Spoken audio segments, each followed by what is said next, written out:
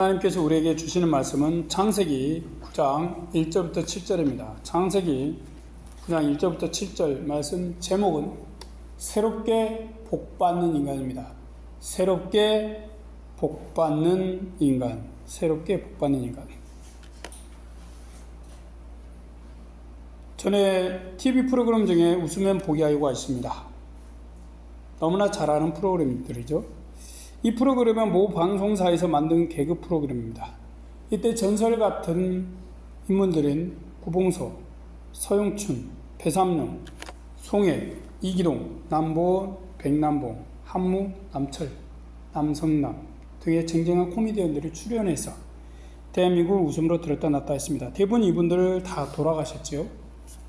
우리는 그때 이 방송을 보면서 웃지 않으면 복이 오지 않는다는 듯이 웃었습니다. 마치 코미디언들이 우리에게 복을 줄 것처럼 배를 잡고 웃고 또 웃었습니다.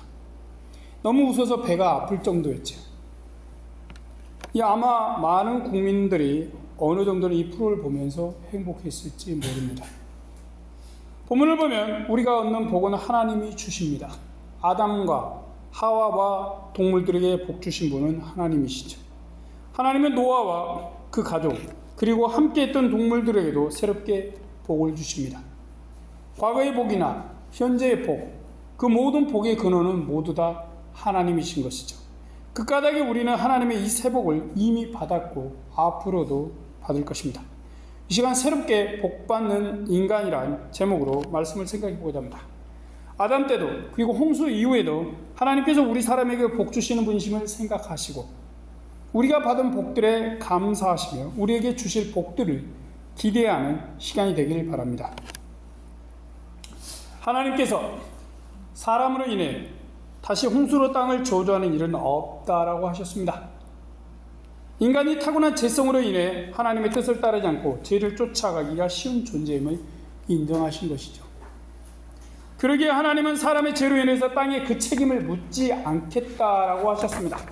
사실은 땅이 아닌 사람을 심판하지 않으시겠다는 말씀이죠. 이후에 하나님은 사람이 계속적으로 거짓말하고 도둑질하고 사기, 살인 등 온갖 죄를 지어도 말씀하신 대로 여전히 자비와 긍휼로 대하고 계십니다. 사람을 아끼시는 하나님이시기에 홍수 이후 남은 노아와 그 가족에게 복을 주십니다. 1절입니다. 하나님이 노아와 그 아들들에게 복을 주시며 그들에게 이르시되 생육하고 번성하여 땅에 충만하라.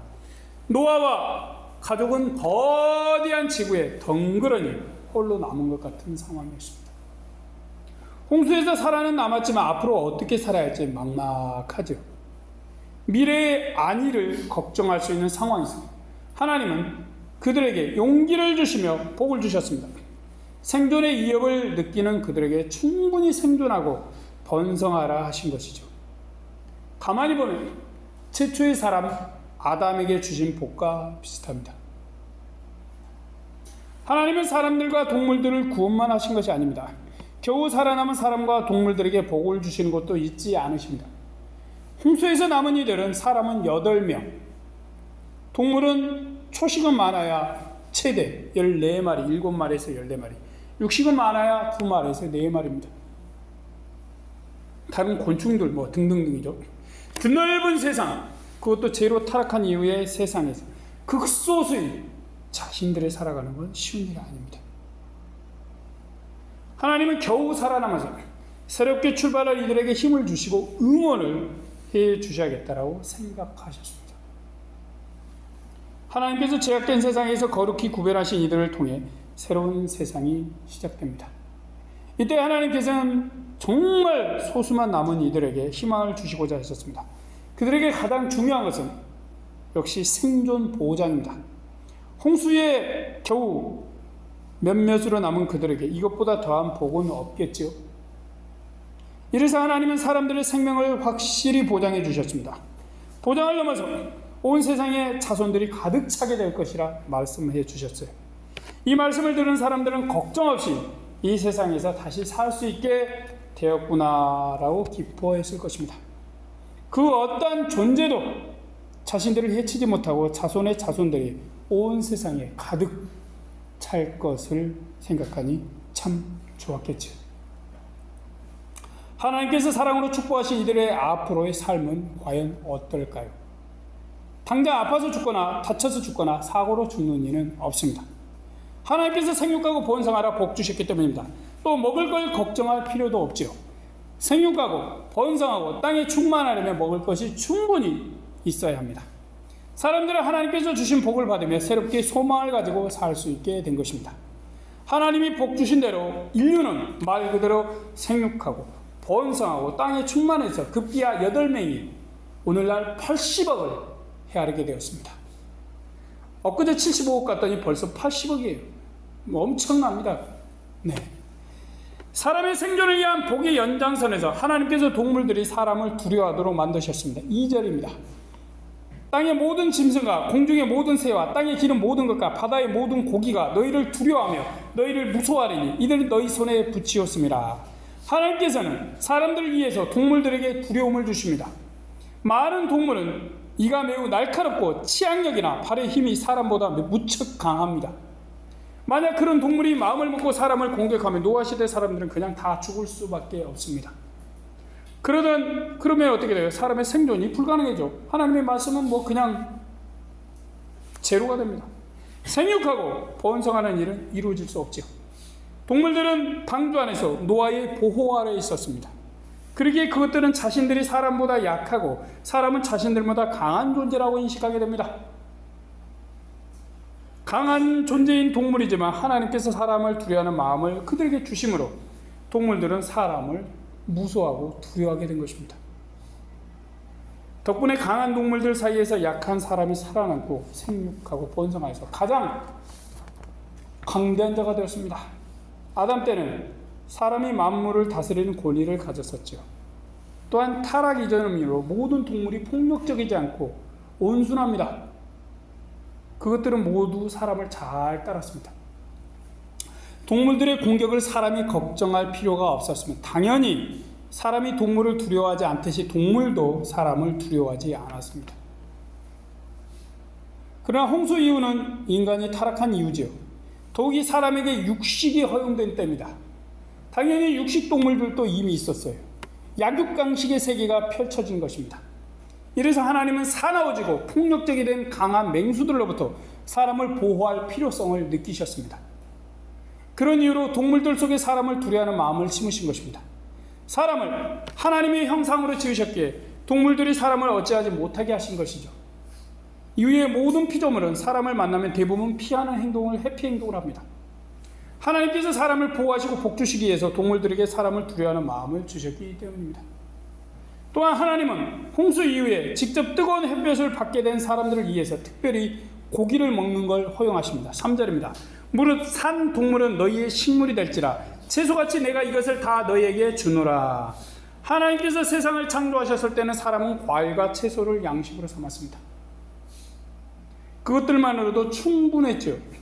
그렇지만 대홍수 이후에는 자연이 심각하게 파괴되었습니다. 채소나 과일이 가진 영양만으로 충분한 영양분을 공급받으며 살기가 어려워진 것입니다. 이런 이유로 하나님께서는 동물의 고기를 사람에게 식물로 주셨습니다.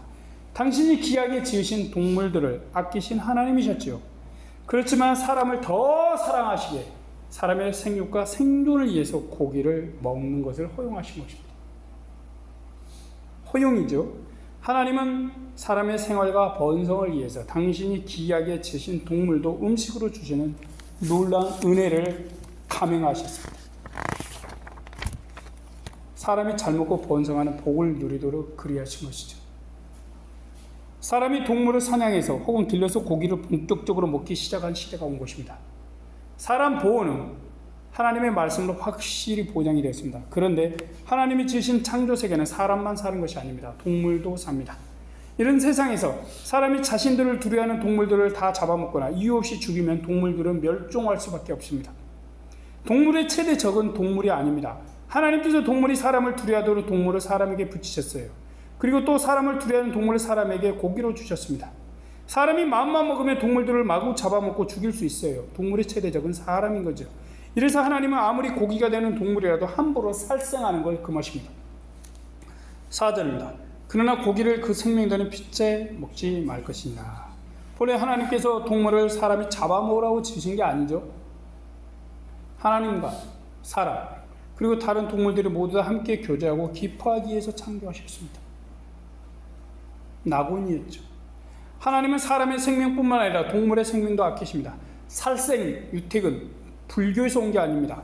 하나님께서 아주 오래전에 사람에게 주신 것이죠. 하나님은 사람의 건강과 생존을 위해서 어쩔 수 없이 동물을 잡아먹는 걸 허용하셨습니다.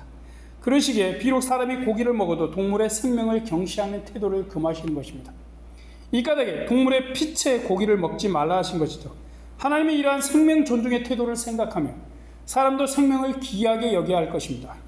사람이 먹는 고기라고 동물의 생명을 멸시하고 함부로 하는 건 하나님이 기뻐하지 않으십니다.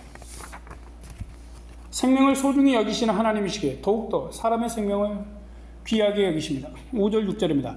내가 반드시 너희 피 곧 너희 생명의 피를 찾으리니 짐승이면 그 짐승에게서 사람이나 사람의 형제면 그에게서 그의 생명을 찾으리라. 무릇 사람의 피를 흘리면 사람이 그 피를 흘릴 것이니 이는 하나님이 자기 형상대로 사람을 지었음이니라. 하나님께서는 사람을 살인한 자는 그가 사람이든 짐승이든 그의 피도 흘리게 하시겠다고 하십니다. 모든 만물 중에서 사람만 하나님을 닮게 하나님의 형상대로 지으셨습니다. 그러니까 뭐예요? 사람은 동물과 다른 어떤 존재와 달리 하나님의 자녀 혹은 자녀 비슷하게 지으신 것입니다. 그래서 모든 중심이 어디에 가 있어요? 사람한테 가 있어요. 하나님께서 이렇게 귀하게 여기는 사람의 생명을 파멸시킨다? 그것은 하나님께 도전하는 행위인 것입니다. 하나님의 형상을 파괴하는 죄이기 때문입니다. 오직 사람을 지으신 하나님만이 사람의 생명을 거두실 수 있습니다.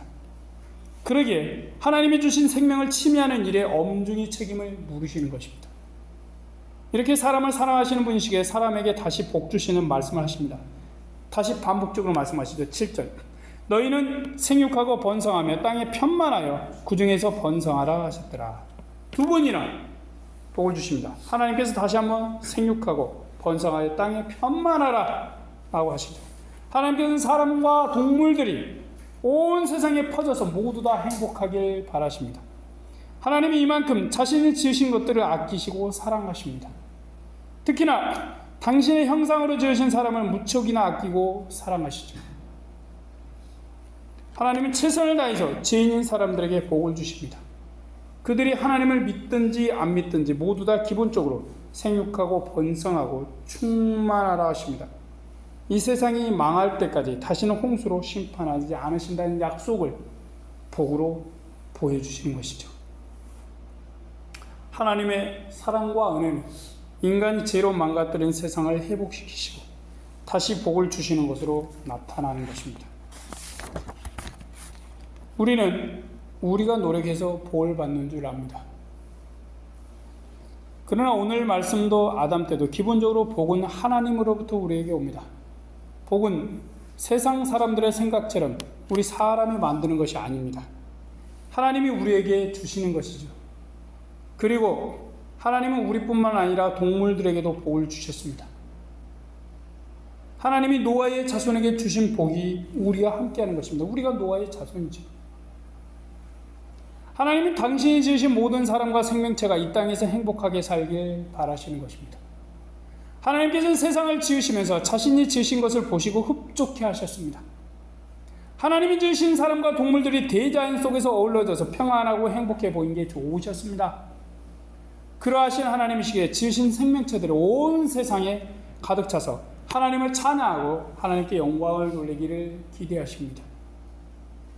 하나님은 하나님을 믿는 사람이든 안 믿는 사람이든 그들의 생명을 소중히 여기십니다. 우리가 윤리나 철학에서 배우는 인간 존엄은 고대 학자들이 만든 것이 아닙니다. 우리의 하나님께서 사람을 위해서 주신 것이죠. 사람은 하나님의 이런 뜻을 자신들 속에서 그리고 사회에서 발견해서 학문으로 만든 것뿐입니다. 그러므로 우리는 우리의 생명도 다른 사람의 생명도 동물들의 생명도 소중히 여기십시오. 이 모든 존재는 하나님께서 귀하게 지으셨기 때문입니다. 하나님은 특히 사람을 지으실 때 특별히 신경을 쓰셨습니다. 사람을 가장 아름답게 지으시고 코에 생기까지 직접 불어넣어 주셨습니다. 하나님의 이러한 은혜로 사람은 하나님의 형상을 가지고 사는 매우 특별하고 고귀한 존재가 되었습니다. 하나님이 이렇게 우리를 귀하게 지으신 건 우리와 교제하고 함께 행복하길 바라서입니다. 마치 부모 자식 관계같이 이런 하나님이시니 우리가 이 세상에서 아들 딸을 낳고 행복하게 살기를 바라십니다. 우리 자손도 이 땅에서 자녀를 낳고 번성하며 행복하길 바라십니다. 그렇게 우리 사람들이 온 세상에 충만히 가득 차길 바라십니다. 하나님 덕분에 오늘날 우리 사람은 이 지구상에서 가장 강하고 가장 많은 수로 살게 되었습니다. 80억이라니 뭐 얼마나 바글바글입니까? 개미떼 뭐 엄청나죠. 하나님의 이러한 복주심은 우리 사람뿐만이 아닙니다. 우리가 가까이 있는 동물들에게도 하나님은 복을 주셨습니다. 하나님은 동물들도 이 땅에서 자자손손 생육하고 번성하길 바라십니다. 또한 동물들이 잘 사는 것이 우리 사람에게도 복이 됩니다. 우리는 하찮아 보이는 길고양이 한 마리도 소중히 여기십시오. 작은 곤충이라고 무조건 이유 없이 죽이지 마십시오. 이 모든 것은 하나님께서 크신 뜻 안에서 지으시고 복 주신 존재들이기 때문입니다. 우리는 하나님의 이 뜻을 기억하십시오. 하나님께서 우리에게 복 주신 것도 기억하십시오. 하나님께서 우리뿐만 아니라 동물들에게도 복 주셨음을 생각하십시오. 그리고 우리 생명도 동물들의 생명도 소중히 여기고 사랑하시길 바랍니다. 이것이 우리가 복받는 길입니다. 우리는 이미 복을 받고 있습니다. 앞으로도 복을 받게 될 것입니다. 아멘. 우리가 하나님의 뜻을 따를 때 하나님께서 우리에게 참된 복을 주십니다. 이런 우리에게 하나님께서 주신 복들이 함께하길 소망합니다. 그리고 앞으로도 하나님께서 주실 복들이 우리와 함께하길 축복드립니다. 아멘. 기도하겠습니다.